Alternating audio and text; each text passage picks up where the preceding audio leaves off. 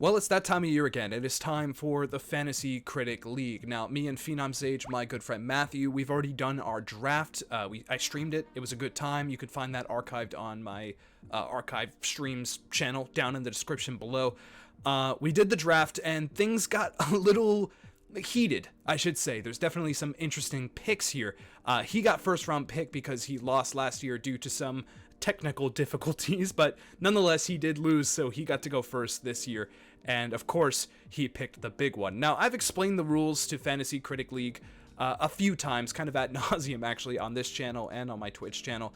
So if you want to know the rules to this whole thing, you can go to the description below or check out the website, and you can find the rules there. But essentially all you need to know is however high a game reviews, that's the points you're going to get. Anything above 70 is a point. So if it gets 71 on Open Critic, that's 1 point. If it gets a 90, you're looking at a bigger payday.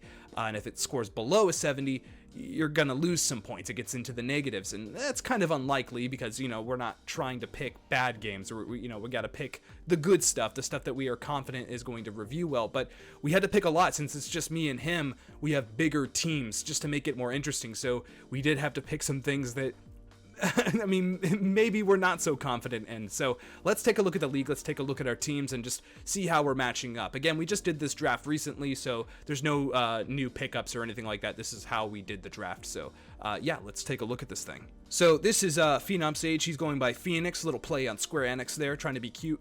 Elden Ring obviously was his first pick.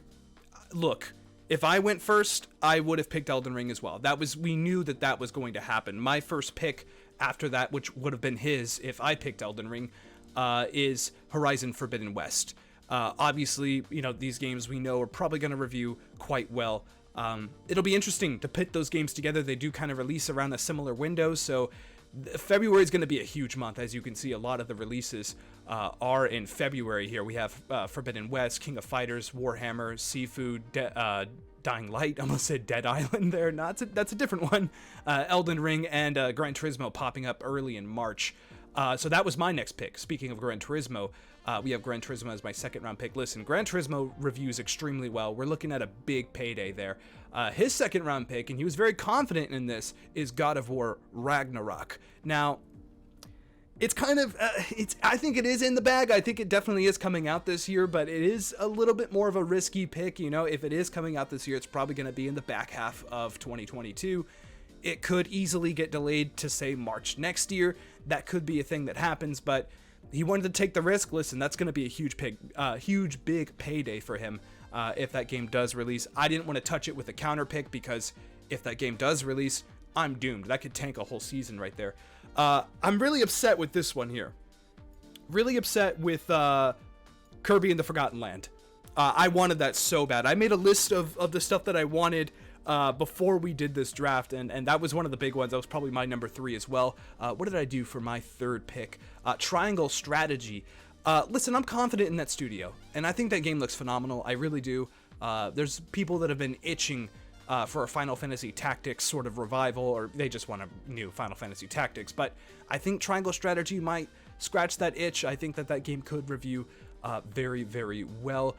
Next up we have another big risk here with Final Fantasy 16. Phenom Sage said, I'm just going to call him Matthew because that's his actual name, that's my friend's name, decided to go with another risky pick with Final Fantasy 16. I like that pick because it's deadly. We do have to do counter picks. We have 4 counter picks, 2 in the draft and then 2 mid-season.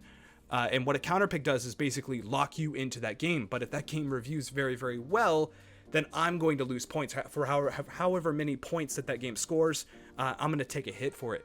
And obviously, I'm not going to pick Final Fantasy 16. I'm not confident enough that game is not releasing this year. It could absolutely come out this November, come out in October. Who knows? I do think it might come out this year, and I just don't want to take the risk on the counter pick. Breath of the Wild 2, I'm a little less confident on. I actually don't think that this game is coming out this year, but again, I can't get too risky with the counter pick there, because if it does come out in a crazy world scenario, Breath of the Wild 2 comes out this year, that's getting nominated for GOTY. We're talking about plus 90 on Open Critic, so definitely scary. Definitely frightening. And then he went with a very safe pick with Dying Light 2 Stay Human. Listen, that's going to score at 83, 82. At the very lowest, 79. You know, it's a decent little payday. It's a good little chunk of change that you're going to have a good time with. Let's look at my picks here. Next, I had Hollow Knight Silksong. Listen, this is the year. All right, this is the year of the Silk. Okay, it's happening. And then Wolf Eyes Weird West. I think I've picked this game 3 years now, or 2 years. I know I picked it last year. But it finally has a release date. It's coming out in March. The game looks fucking phenomenal. Insiders, people that have played it, preview builds have said that it's like very, very good. It's very, very interesting and new and fresh. I think that could be like a big sleeper hit of the year, Weird West. And it's got a lot of great talent behind it. Splatoon 3, little worried that it might not make it this year, but I feel pretty confident. I think that's a perfect game that Nintendo could pop in like May. I think it could come out, sort of early in the year, the first half of the year. I think we are probably going to get a direct in the next month or two, and I think they could easily say, hey, this game is coming out in May, by the way. Here's a Splatoon direct, in March. The game's coming out in May, And then Tunic. Tunic looks fantastic. Look, it just looks really, really great, and I might be streaming that, actually. Might want to be playing that myself. Advanced Wars 1+2 Reboot Camp. Listen, it looks good. Intelligent Systems. I was doubting it because of how funky the game looked, but listen, Intelligent Systems know how to make video games. Someone else that knows how to make video games is Square Enix and their Luminous Studios. I believe this is a lot of the dev team that worked on Final Fantasy 15. They're doing Forspoken now. He feels confident in Forspoken, Matthew here. I don't, to be honest. I mean, it's gonna review okay. It has a lot of stuff going for it. It is a big budge game. It looks to have decent performances and interesting gameplay mechanics. I don't think it's going to review poorly. I definitely don't think it's going to review poorly, but I don't think that's going to be a big payday like he's predicting. I do think that might be in the low 80s, mid 70s range. I don't know. We could see. We shall see how that one reviews. Ghostwire Tokyo. Not confident in Ghostwire, if I'm being honest. Not super confident in that game. I have not seen, obviously the trailers look fun and it looks really interesting and cool, but I'm just not seeing a lot that's making me say that's the game. That's not the it game of the year here. Let's look at a couple of my picks as we go down. Teenage Mutant Ninja Turtles Shredder's Revenge looks fucking phenomenal. I think it's going to review very well. Starfield was probably one of the bigger risks that I took. Starfield and Suicide Squad Killed the Justice League. I think those are the two risky picks, I should say. The ones that are like, I don't know. I mean, Starfield, they would not announce a solid date that far out if they weren't confident that they could make it. But listen, COVID is still a thing. There could easily be a new variant coming out this summer, that could easily happen. And Suicide Squad, I don't even think has a proper release date yet, so that one's a little scary too. That one's a little risky, but I'm pretty confident. I think if Suicide Squad does come out, we're looking at a 90. I do think that Rocksteady is going to pull all the stops to make that game work. Reaching the end here, getting to the games that I counterpicked. Sifu and Senua's Saga Hellblade 2. Listen, oops, my bad. Listen, Hellblade 2 is not coming out this year. Ain't no way in hell Hellblade 2 is coming out this year. I just gotta say it. I just don't think it is. I think Starfield is Xbox's big fall game. I think that if it was coming out this year, they would have said that it's coming out this year when they showed a beefy gameplay segment at the Game Awards. They would have said, hey, 2022. I think they would have done that. Maybe because of COVID, they didn't want to take the risk. They didn't want to make any promises. Maybe it is like a surprise release this November or even December. Could easily happen. I'm not super confident. If that game does come out, however, I'm going to be in big trouble. And Sifu, I just don't think he's going to review super well. I think it's going to be a pretty okay game. I'm thinking, 79. I'm not going to take too big of a hit with Sifu. Total Warhammer 3, scary. That one scares me. I have no knowledge of Total War. I don't know what exactly that game even is, to be real with you. But I've looked at them perform. Warhammer 1 and Warhammer 2 reviewed extremely well. So that one is a little scary. Bomb Rush Cyberpunk. I almost counterpicked this one, but I just personally have a lot of confidence in it because I am a huge Jet Set Radio fan. I almost counterpicked that one. I don't think it's going to review crazy well. I don't think it's going to be like this huge success or anything, but I think it could be like a little sleeper hit. Like, whoa, 86. What's going on?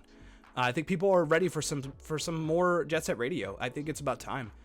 Tiny Tina's Wonderlands, again, a very safe pick. Call of Duty 2022. I'm not sure is a super safe pick. I think this year is Modern Warfare 2. I think that's kind of the word on the street right now. And the last Modern Warfare did review pretty well. So that could be a big payday for him. And as well as Somerville. I'm not 100% confident Somerville's coming out this year. I think it is slated to. But we shall see. I think that could be a very good game as well. Let's look at the end of my draft here. We have Mario plus Rabbids Sparks of Hope. I think this is coming out real soon. I think it's coming out in March. I think this game's coming out in March. I think there's going to be a direct next month, and they're going to say Mario plus Rabbids Sparks of Hope, March. I really do. King of Fighters comes out, I believe, next month. Maybe early March. I think we can see if I click on the game, right?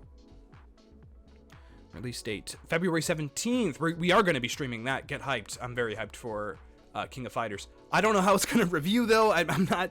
King of Fighters is not like a super beloved fighting game anymore. So we'll see. I definitely think it has an uphill battle, but the game does look phenomenal. Visually, looks very, very good. Chia, Breath of the Wild meets Mario Odyssey.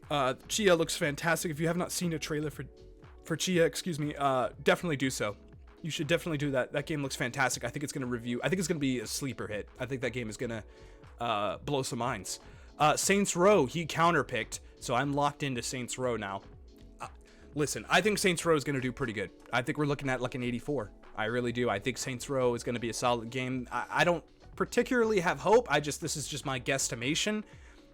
I think he's going to take a big hit there, a bigger hit than he thought. Planet of Lana, look, that game just looks just unbelievable. It looks out of control. I'm very excited for Planet of Lana. Probably stream that. And then probably the worst pick I made, kind of as a joke. Let's get real. But at the same time, he counterpicked it. And now I'm like, I'm really riding on Stranger of Paradise. I need that game to do well. I need that game to be a big hit. I need that game to get a plus 85, just so he could take that hit, just so he can lose some points there. Yeah, I don't really know what to say about that pick. It's not that I ran out of games. I could have easily taken a risk on something that might not release this year. I just don't know why. After watching that trailer, the Sinatra trailer, man, I'm like, shit, do I need to play this? I was kind of eating my words a little bit, where I'm like, this looks kind of bonkers. Like, it just looks absolutely bonkers and like a ton of fun. And I just kind of dig the vibe, and I thought I'd take the risk there. Probably the biggest risk out of everything I've put down, besides probably Suicide Squad. That game may or may not release. We can drop games still. I've not dropped anything, so if we're headed towards the summer and there's still no Suicide Squad release date, I might end up dropping Suicide Squad. But I don't think I'm dropping anything else. I think unless Starfield obviously gets delayed, like next month. Todd Howard tweets out, "Hey guys, sorry, Starfield's not coming this year." I'm gonna immediately try to drop that game. But yeah, we only get, I believe, 2 drops a year, so that's also a little scary. So yeah, that is our league. That's our teams. We are rooting for these games to succeed. I am rooting for Stranger of Paradise to succeed. Let me know what you think of this draft in the comments below. What games do you think are going to be our big paydays? What's going to be the bane of our team? What's going to destroy us? I definitely think it's the counter picks that I'm scared of. It really is. I think the counter pick of Senua's Saga scares me, because that could really wreck my season. That could really tear me up, because that game, that's Xbox's Last of Us killer, right? Or at least proposed. They want it to be, and I think it really very much could be. Not a killer, but it could be a very good game in the vein of The Last of Us. That's what I mean. But yeah, that's our season. Again, let me know what you think in the comments below. If you want more updates on this season, definitely hit me up on Twitch. I talk about it pretty much every stream. I'll definitely kind of mention and tweet out whenever I pick up a game during if we have like a bidding war. That could be kind of exciting. Bids do go live, I believe, on Thursday, and we will probably do like a halfway point maybe this summer when we lock in our other counter picks. I'll probably do like another video talking about where we are in the state of releases, who has the most points, how is the season looking, what's our strategies to continue to succeed, hopefully. So let me know what you think of the structure of this whole thing. Again, I just wanted to do a quick video and just talk about this season, and I have a lot of fun doing this. Again, I feel like that this should be a much bigger deal. I think this website is fantastic. Go support them on Patreon. I'll put that down in the link below, just to help them out, because I really, really love, I think it's just one dude or a couple of guys that front this website.